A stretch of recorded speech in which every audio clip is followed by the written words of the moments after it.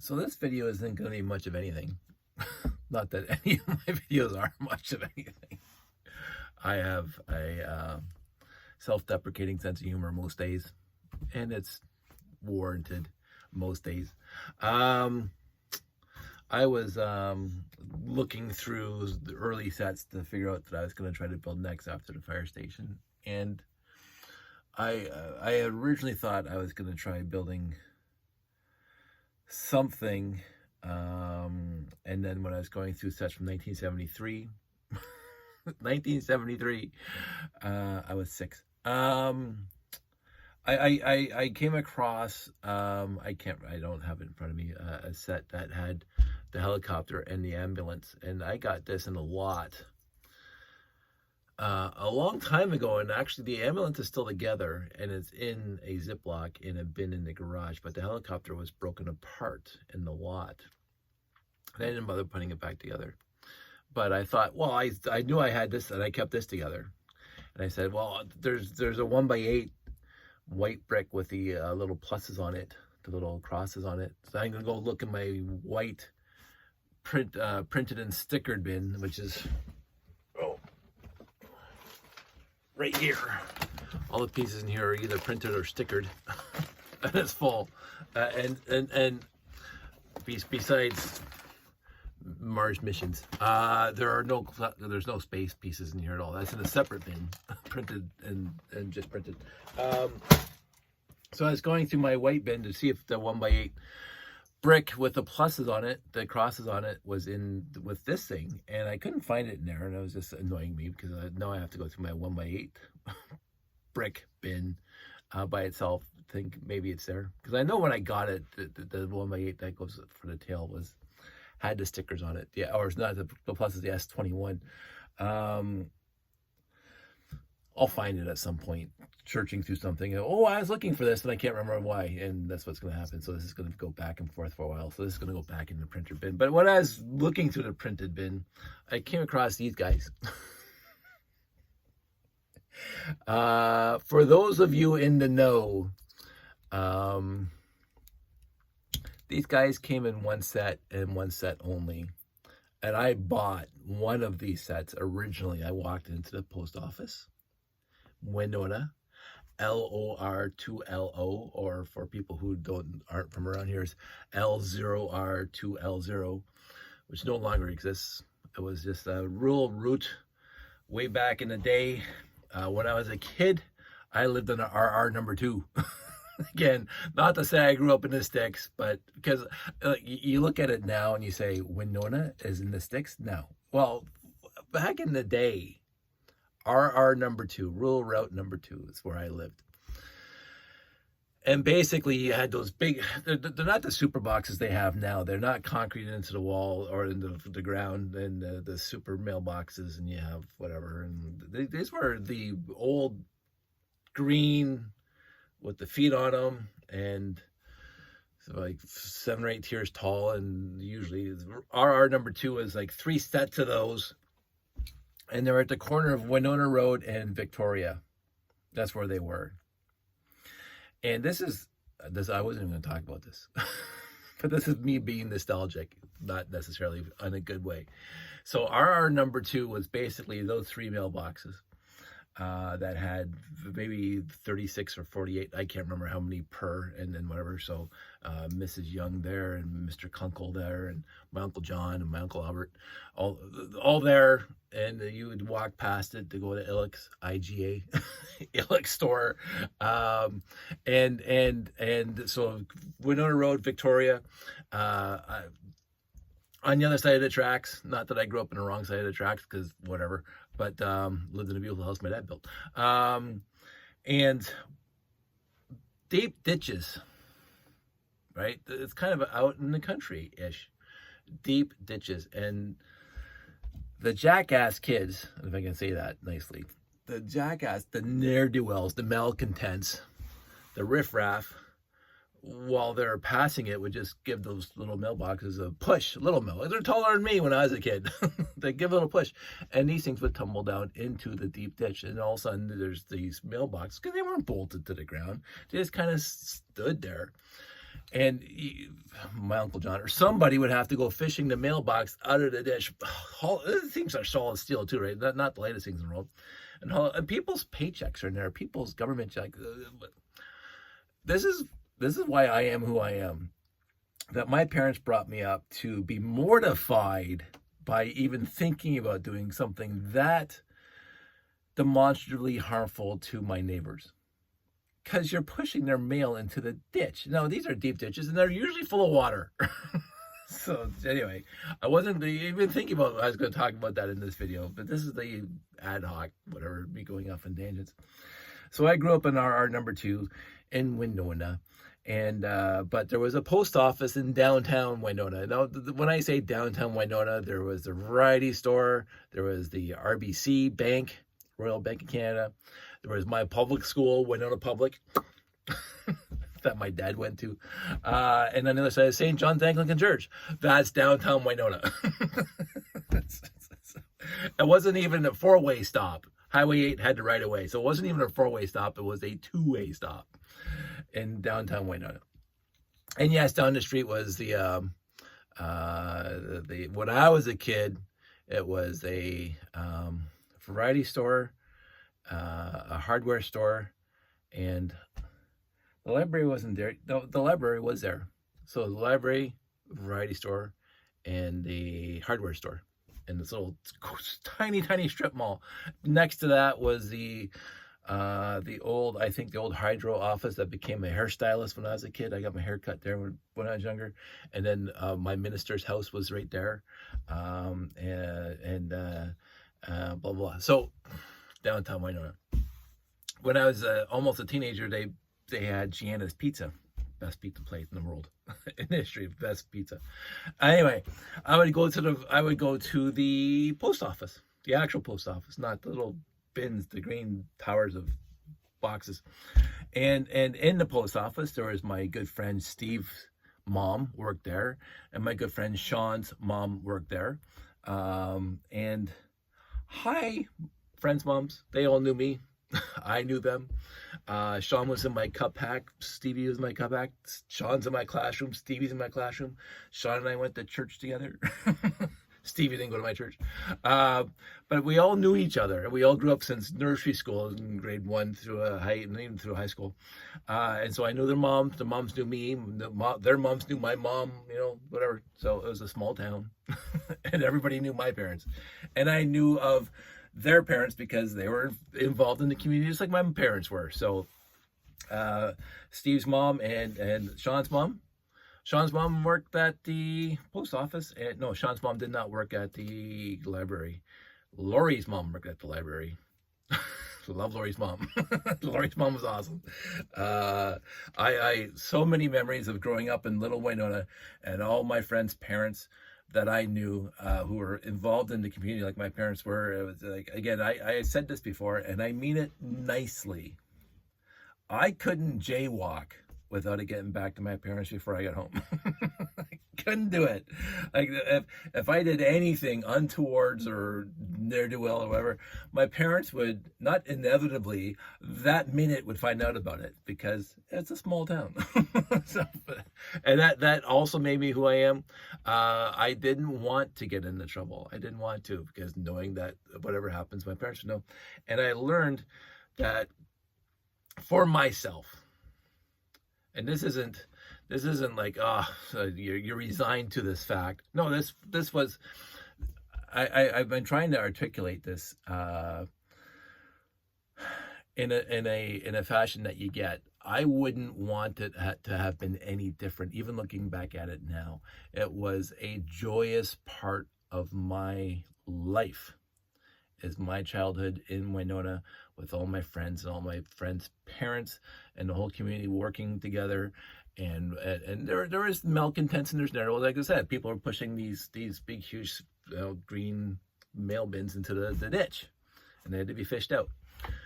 There's always malcontents everywhere, but whatever. So overall, though, I could walk back and forth to school, and we would play in the streets until the streetlights came on, blah, blah, that's when you had to come home. There was not one point in my childhood where I felt threatened or insecure or unsafe or any of that. There is not one point of my entire childhood where I worried about my safety, unless I'm putting myself into danger, climbing trees, flying on mountains, like doing stupid stuff like kids do. That's one thing my parents did have to worry about, is me getting injured due to me. So because I got a nice little scar there that we don't talk about. I got stitches, like it was like we built tree houses, we dug forts into the escarpment, we did, I don't know, the list of things that we did that should have killed me, which did not kill me. And yet you're 8, 10, 12, and you don't even think about it. You don't even think, walking around the precipice of the Niagara Escarpment. And people say, oh, the Niagara Escarpment, what a little. You know, I grew up in the Rockies. I grew up in Aspen. I grew up in, Mount St. Helens, whatever. Yeah, that little escarpment you got in your backyard, pshaw.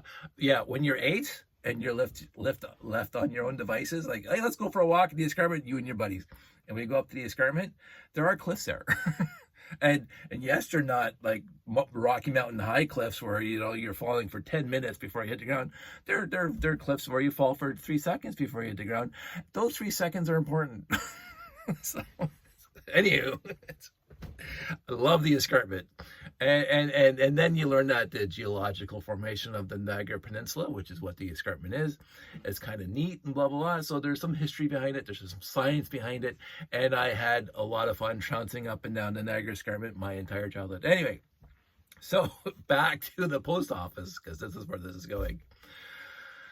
I go to the post office. I see my good friend Steve's mom there. And I say, oh, they got a little display case. And they have doodads and gizmos for sale in the post office. And I go in there one time and I say, there are 2 Lego sets in there. There are actual Lego sets in the post office display, and they're postal trucks. And I'm going, woohoo!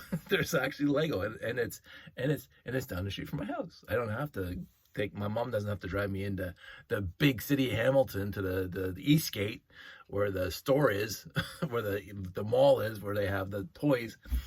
It's at the post office. So I scrounge all my lawn cutting money, all my working on the farm money and whatever, and I go over there and I buy set number 105, which is a cute little postal truck, man. And I just absolutely loved it. It was fantastic. And it's because Samsonite was in Canada. I think they were sponsoring this. I don't know if the postal truck was involved or sold anywhere else in the world, but I think it was a Samsonite Stratford thing.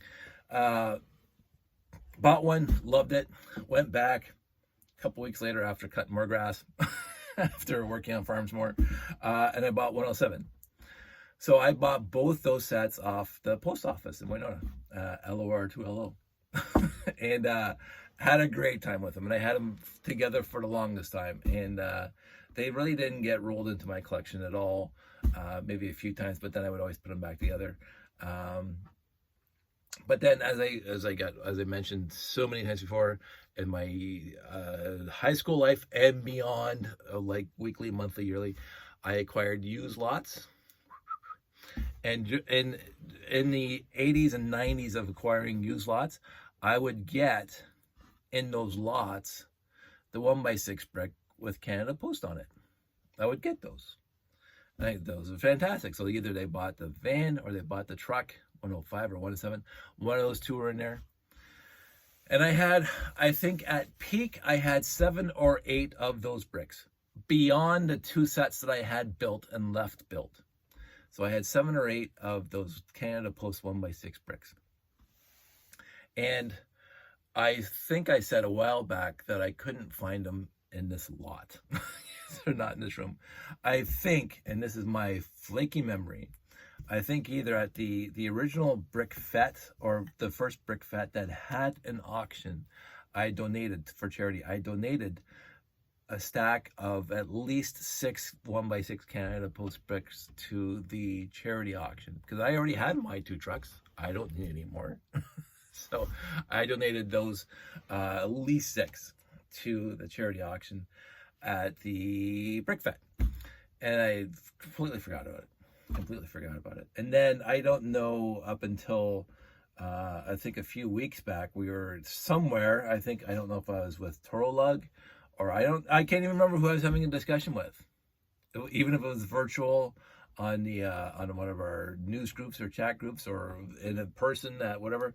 But somebody mentioned a 2x4 brick with the red hash marks on it, and that was only came in the 107 truck Canada Post. And I thought, well, I know I donated my 1x6s, but I did not donate the 2x4 bricks. And I know that I got one of them, maybe two. I think I only have one built, the truck. It's in the bag, which I don't have access to. It's in the garage.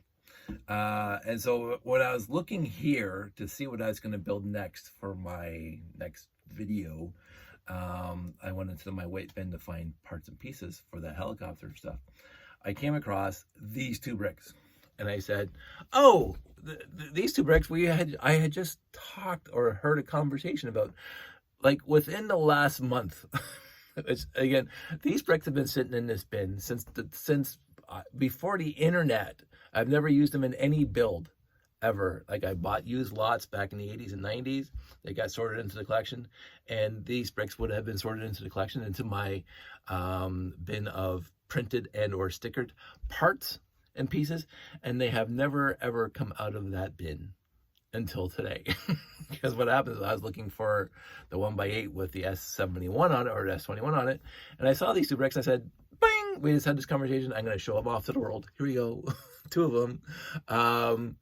From whenever they released the 107. When did they release the 107? 1985. 1985. I would have been like 18.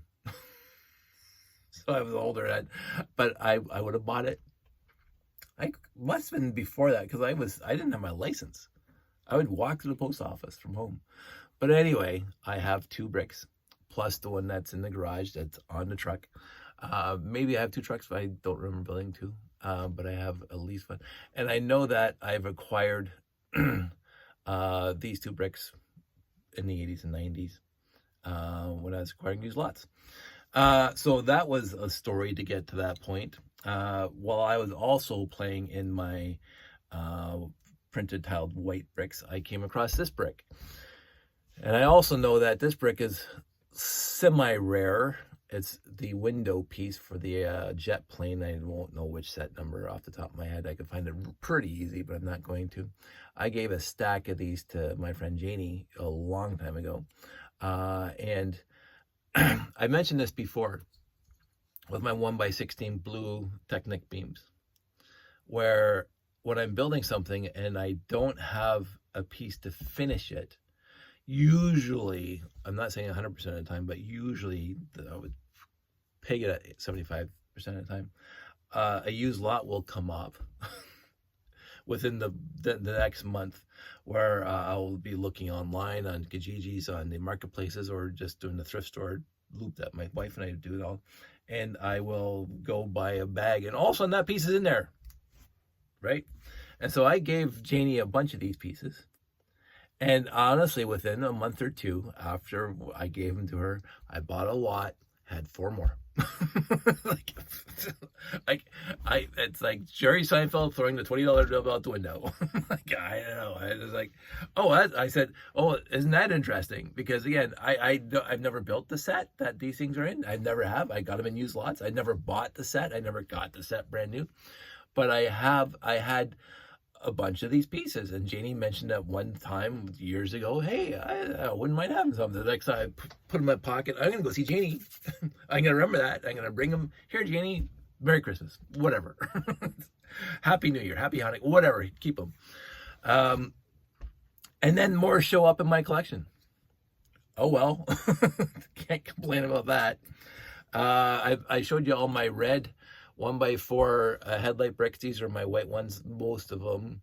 Again, I remember I built those 12 police cruisers, a bunch of videos back, like maybe over a year ago. So there's at least 12 headlight bricks missing. And you can see there's like, this one's barely even there. And that one is like really, really badly printed, which again, this really shows the lack of consistency in the Lego production values back in the day. And I think, again, Samsonite Canada, where you got these two, which were really super printed. The fading is just usage. Overall, they were pretty consistent in their printing, as I see over a bunch of that I have. But there were a few that were really, really overprinted.